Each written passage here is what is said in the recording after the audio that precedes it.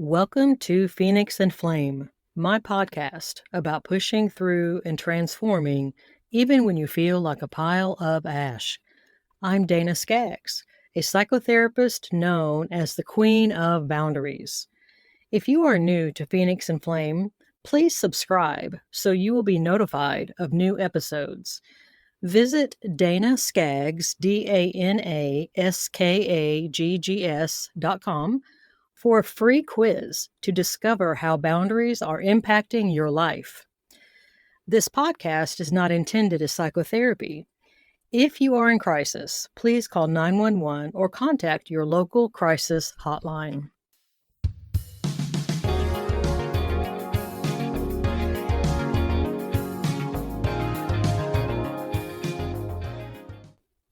Welcome to Phoenix and Flame.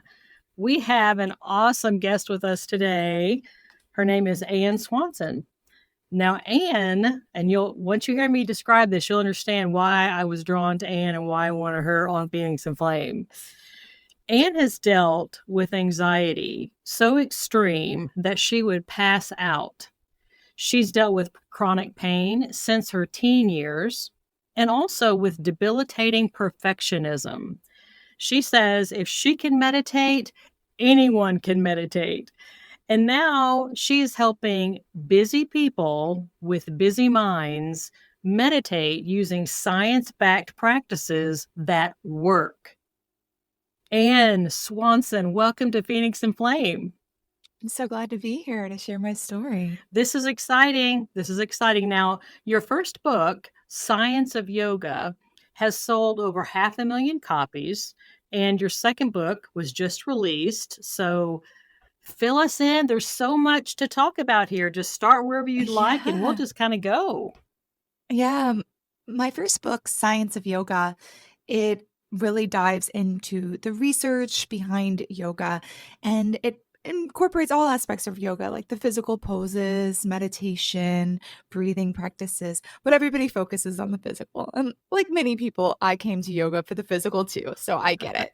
The meditation part seems more elusive, or even for some people more woo-woo, or just not as accessible.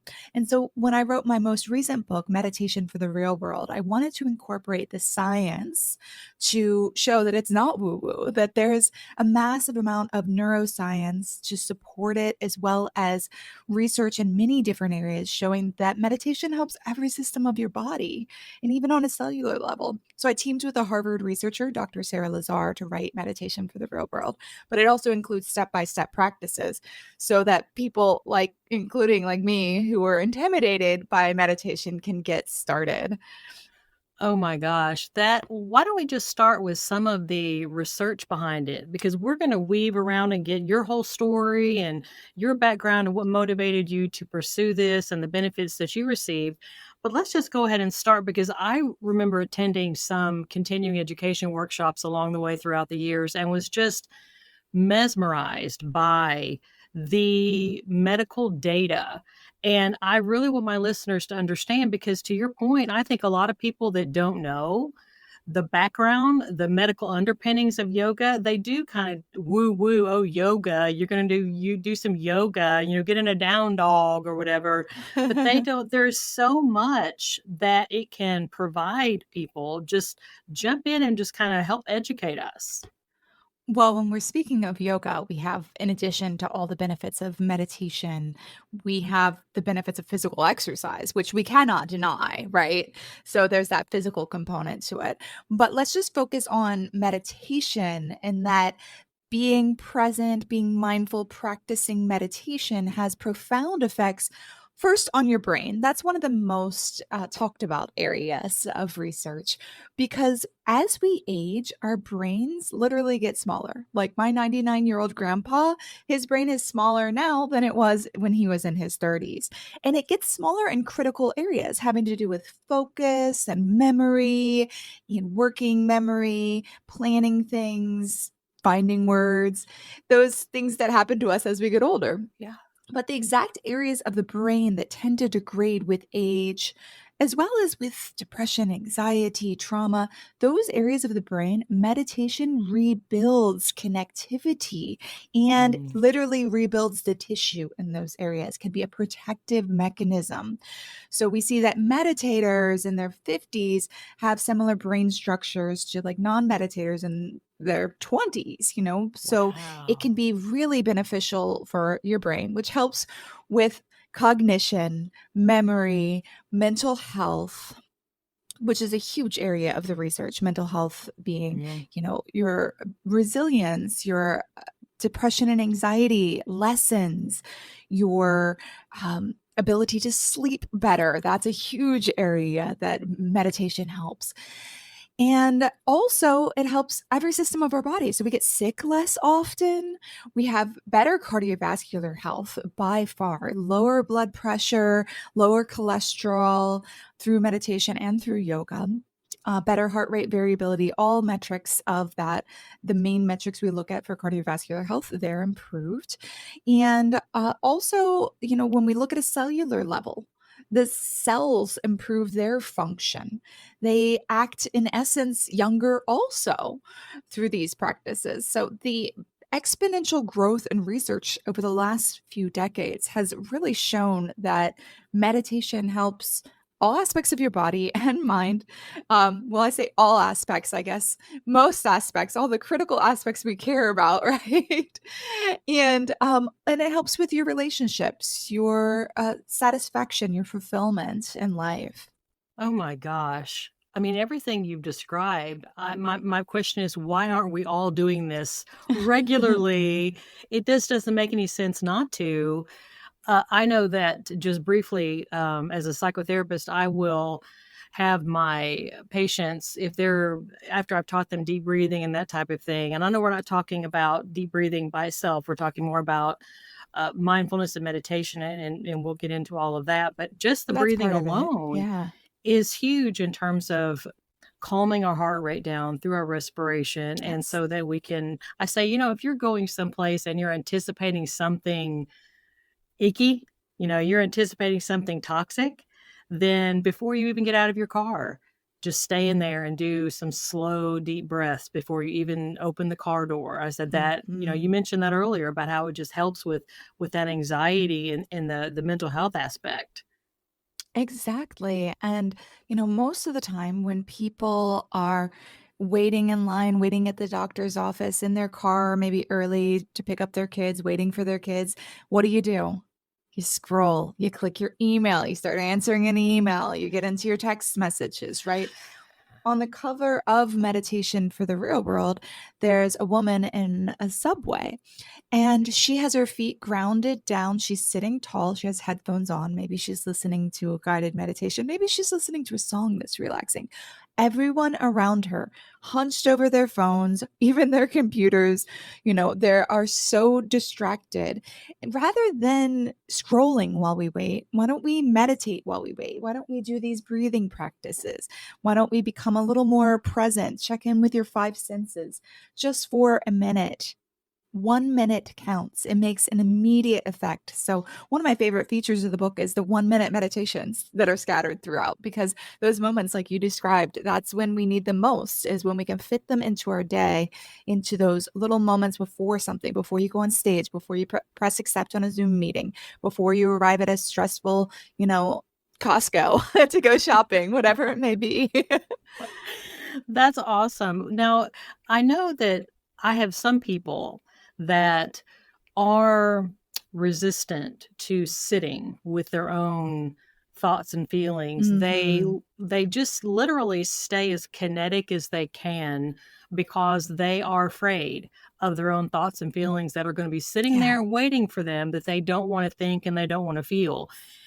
Take us back, if you would, for a moment, because you came from a place of experiencing so much anxiety that you would pass out, and Yes. the anxiety also of perfectionism and this type of thing. So you were there, you know what that feels like, and I want my listeners to understand that. And that's one of the reasons why I chose you to be on Phoenix and Flame, because you've walked that path. They can listen to you and know she has been where I am now. There might be some listeners that are just wrapped up just in a cage of anxiety and don't know what to do, I want them to know that you've been there, you know what it feels like, and what you're Yeah. saying is totally doable. So for those people that are struggling with that, kind of go back and what it was like for you and how did you get from there to here? Yeah, it said that if we could sit alone with our thoughts, then, in a quiet room, then there would be world peace. Like that is the secret because everybody's evading it. But like many people, I had to start with the physical.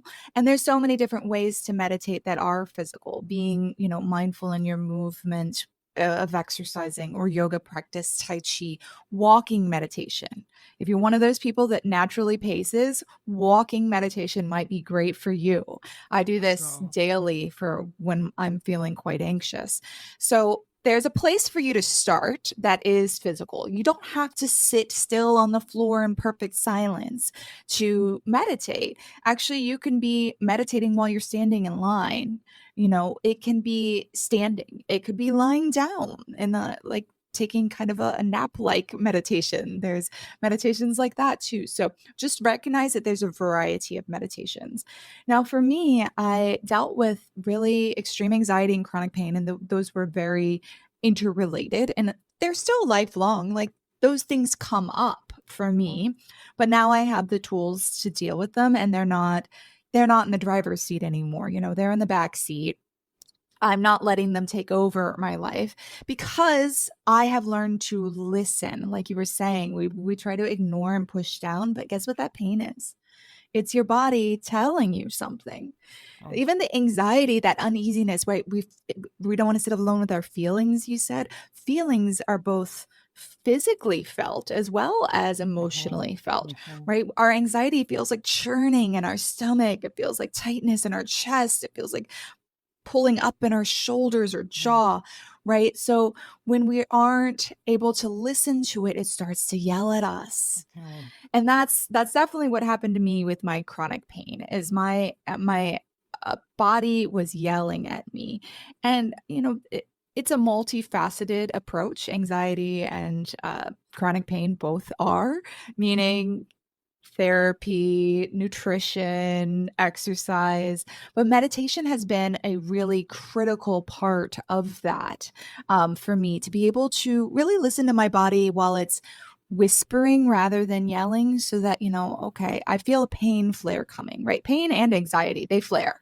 Whether Yes. it's Oh, a family event coming up or, toxic people you have to be yes. around that you're anticipating, or it's your pain could flare because of the weather, Mhm. so or what you ate. So they flare, they come and go, and what happens is what you described. We catastrophize it, and that's what I did too. Now I'm not going to be able to get all my work done for school. Now I have to cancel this. Now I have right.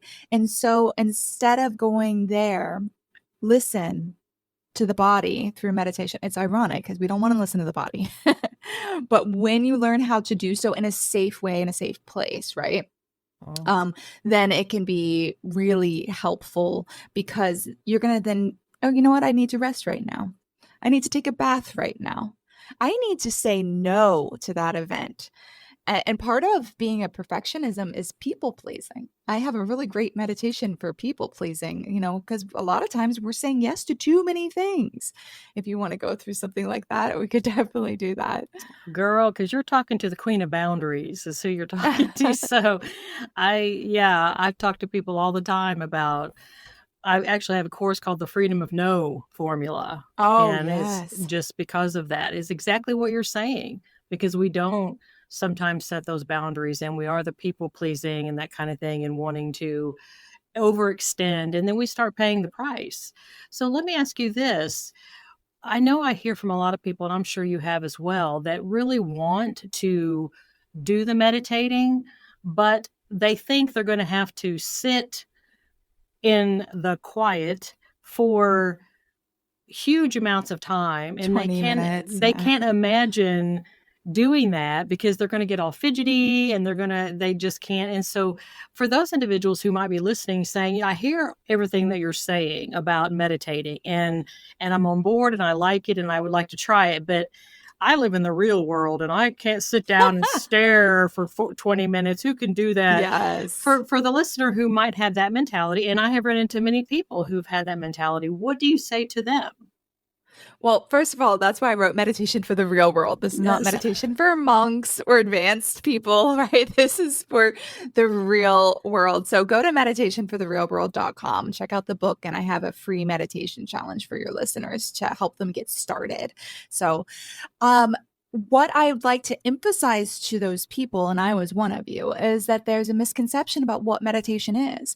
We think meditation is stopping your thoughts in that perfectly quiet environment, and then your thoughts become quiet. If that's what you think meditation is, you're going to fail. Because guess what? Meditation is a cycle. So, your teacher will give you a focal point, whatever that may be, your body sensations, your breath, stared at the ocean, whatever the focal point is, repeating a word, you're given this focal point. And yeah, you want to focus on that and not what you want to eat later. But guess what the second step in this cycle is? Your mind will spontaneously wander. Even the most advanced meditators, that is the second step. So your mind will start to think about what you're going to eat later or what you said 3 weeks ago to that person and how they're taking it, whatever it may be. Now, during the everyday life, when our mind wanders to something like that, we get into it. We're like, I really shouldn't have said that. Maybe I should text them. You know what? What should I have said? I should have said this. We replay it in our head. We don't even notice, right? It's just there. But in meditation, the next step is critical. You notice your mind is wandering because you're like, oh crap, I'm supposed to be focusing on that word they told me to repeat, right? So you notice it's wandering. That's great because a specific neural network has picked up to determine, my mind is wandering. Now, this network is going to determine, is this important or not? So if your mind is wandering to what you said 3 weeks ago, you know what, that's not important right this moment. You can deal with that later. You can journal about it. You can respond to them over text. That's not what you're doing for this 5 minutes, right? If your mind is wandering to the sound of the fire alarm, it's important. Get out of the house. So it's going to determine, is this actually important or not? And then the next part is critical. Your brain will redirect back to the focal point if it's not important.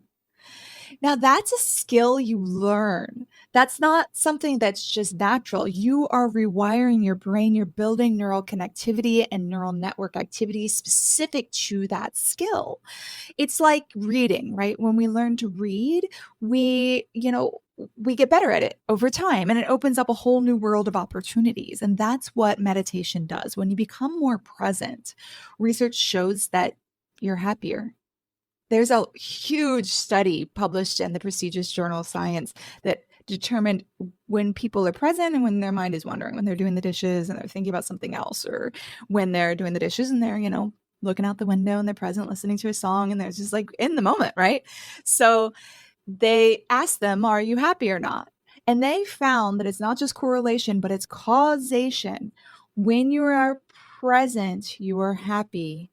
And when you're not present, you're not happy. Doesn't matter what you're doing, whether you're having sex or you're, doing the dishes. When you're present, you're happier. I love that. Whether you're having sex or doing the dishes. Exactly.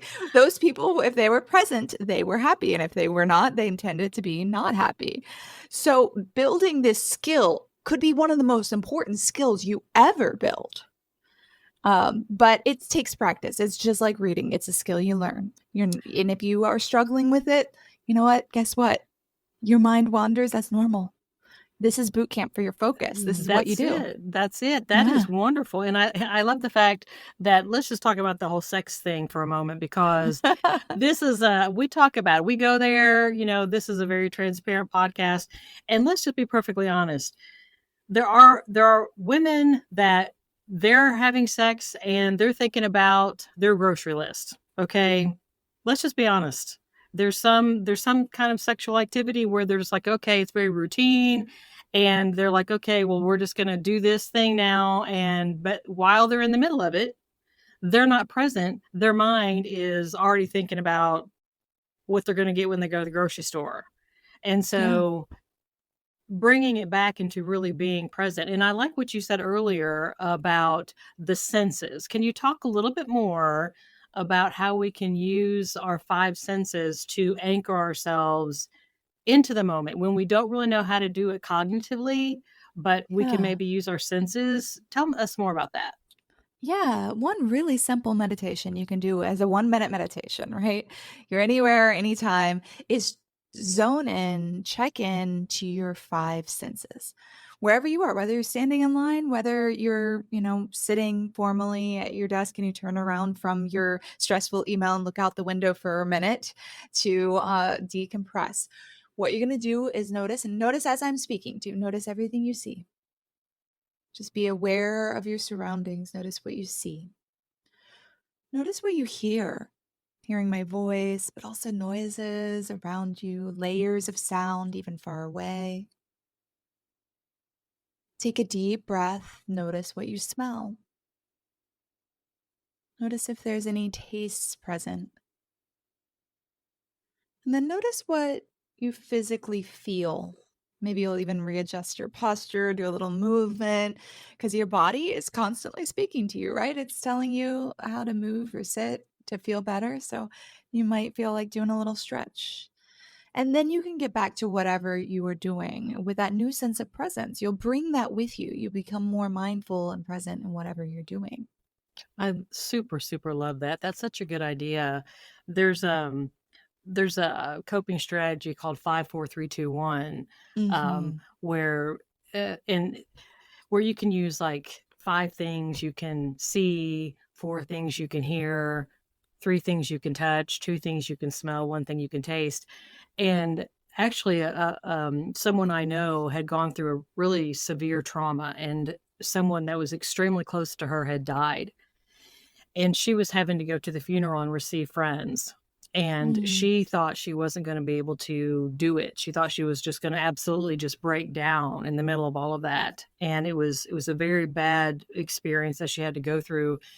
And she did that 5 4 3 2 1, and it helped because she Yeah, was that's a about to really good lose it. one. She was about to break out into a panic attack and felt it coming on. And then so she said, okay, what are 5 things I can see around me? What are 4 things I can hear? And so by the time you go through the five, the four, the three, the two, the one, you, like you said, that 1 minute thing, you've calmed yourself down enough to where you've relaxed down. You've kind of avoided that anxiety attack, you know. Yeah. Yeah. I love that one. I actually debated putting that one or another one in the book, and I went with 3 2 1 instead because it's easier to remember. So 3 being name 3 things you can see, 2 things you can hear, and then 1, move one body part. That might mean standing up, that might mean doing a little squat, that might mean, touching something and feeling it. So it's the same sort of thing, but a shorter version.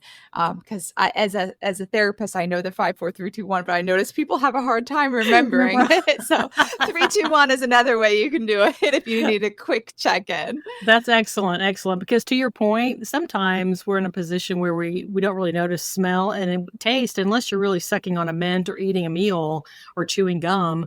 Frequently, there is no taste. So it's those two can easily be dropped off. So that's awesome.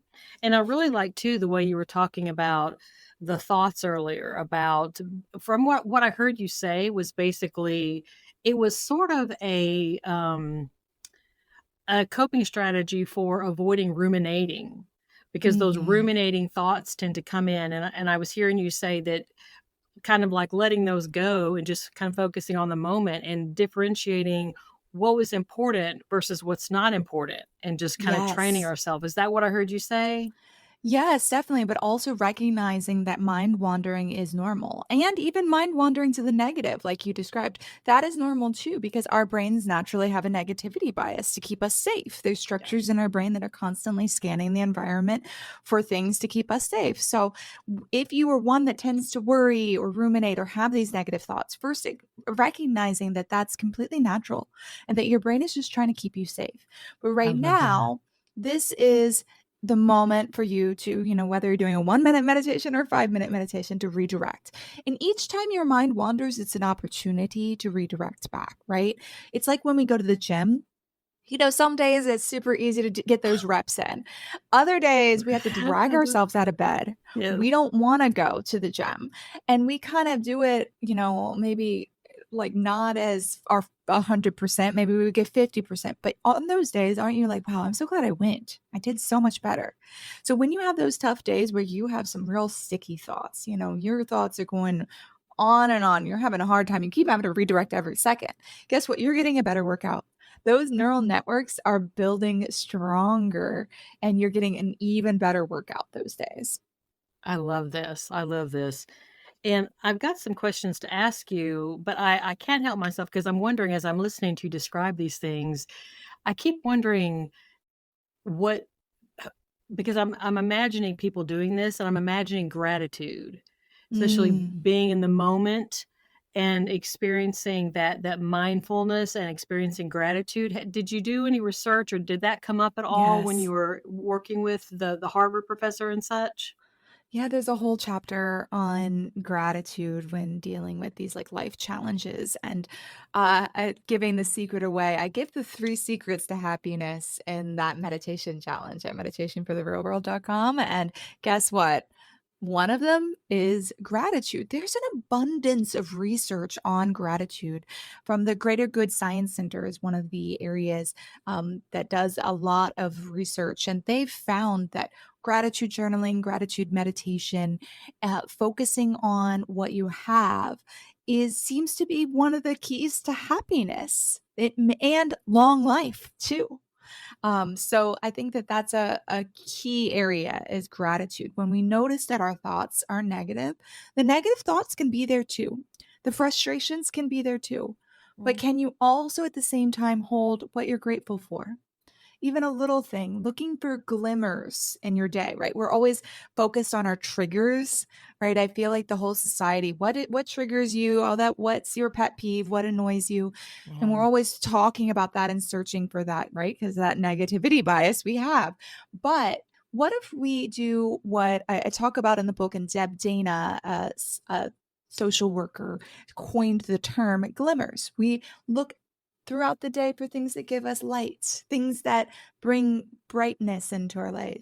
A picture of your puppy, a rainbow, the warm sunlight on your skin, little things. Savor them, I right? love Really that. experience them.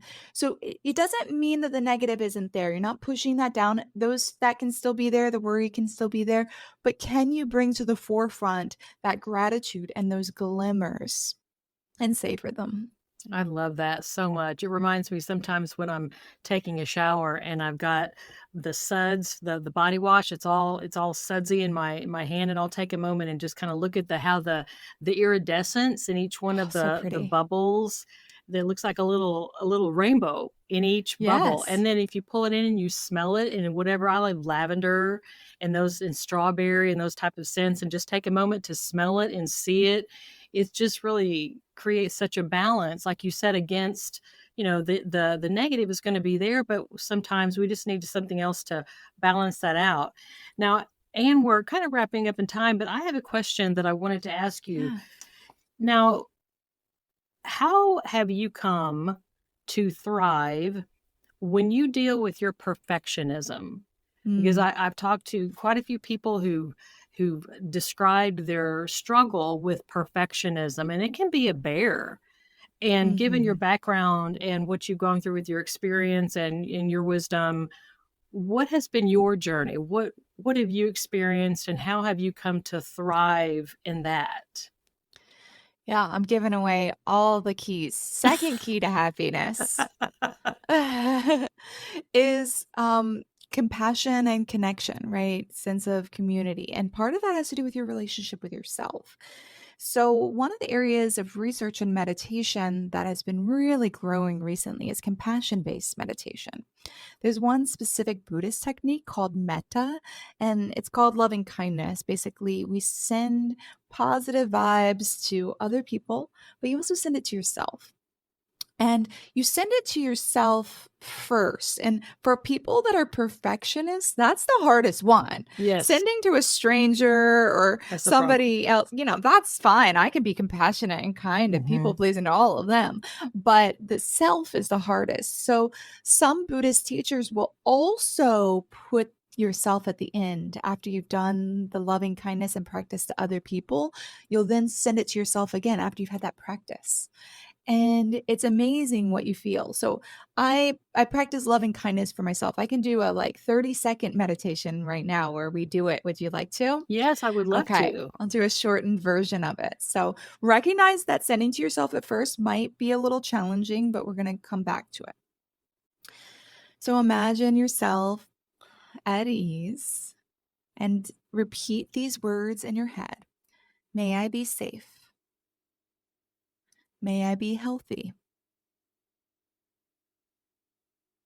May I be happy. All right, now we're going to imagine a loved one. Somebody that's really easy to love, family member, your puppy, your child, whoever comes to your mind, that's the perfect person. Imagine them smiling. And as you send these wishes, imagine them glowing and smiling. May they be safe. May they be healthy. May they be happy. Now we'll do a stranger, just anybody, person that served you coffee, somebody, you don't really know, but you saw in the elevator. Just think of a person, a random person you don't know, your neighbor that you don't know very well. May they be safe. May they be healthy. May they be happy. Let's go back to ourselves. Sending that same level of loving kindness to yourself. Really imagine yourself at ease, smiling, glowing. May I be safe. May I be healthy. May I be happy. And just know that you deserve it. And when you are safe, healthy, and happy, you can help others more too. That is So, fabulous. yeah, and anytime you notice those negative thoughts, they're usually even self-critical, right? When our mind wanders, say whichever feels best for you. Even just, may I be safe. May I be healthy. Any good wish you can make up your own. May I be strong if you're going through a difficult time. And send that good wish to yourself. I love that so much. And just participating just in that brief amount of time, I could feel that in my own body and almost got a little bit teary, felt that kind of coming up. But can you imagine how the world would be different if when we would interact socially, and if we're in a situation where we want to get angry, we want to get annoyed and frustrated. Like I'm thinking of myself when I'm on the freeway. Oh my gosh, you read my mind. That's in the book. There's a whole section on road rage, and we do this exact technique because that's what my partner needed. Seriously, this is so good when for road rage, because the nicest people, you're like, I'm a calm, chill person, but when you get behind a wheel, in that protective barrier, I notice people get really frustrated and your blood pressure goes up. But rather than saying, bad wishes on them, oh my God, what a bad driver. Because guess what? They are a bad driver. Yes. They cut you off. They're a horrible driver. Like, that's a truth. Mm-hmm. Can you send them, may they be safe? Right? Like, of course you want them and everyone around them to be safe. So that's what me and my partner do, because we have some crazy drivers here. May they be safe. May they be healthy, and just whatever you can say to them. And then he'll usually add a little jab, and maybe they get to the hospital on time because it looks like somebody's having a baby in that car or something like that. He'll add a little joke, but then you laugh, and that's better than your blood pressure rising. Yes. Because that's you drinking the poison. Your anger, it's not going to affect them. You're drinking the poison, and now that's going to affect you and other people around you. That's it. Absolutely. Wow. And I just am really, really appreciating everything that you have shared today. And it is so, like you said, like you promised, it's so real life. It's so practical. It's research based. There's every reason under the sun to adhere to these things, to do them regularly, to do them consistently, responsibly.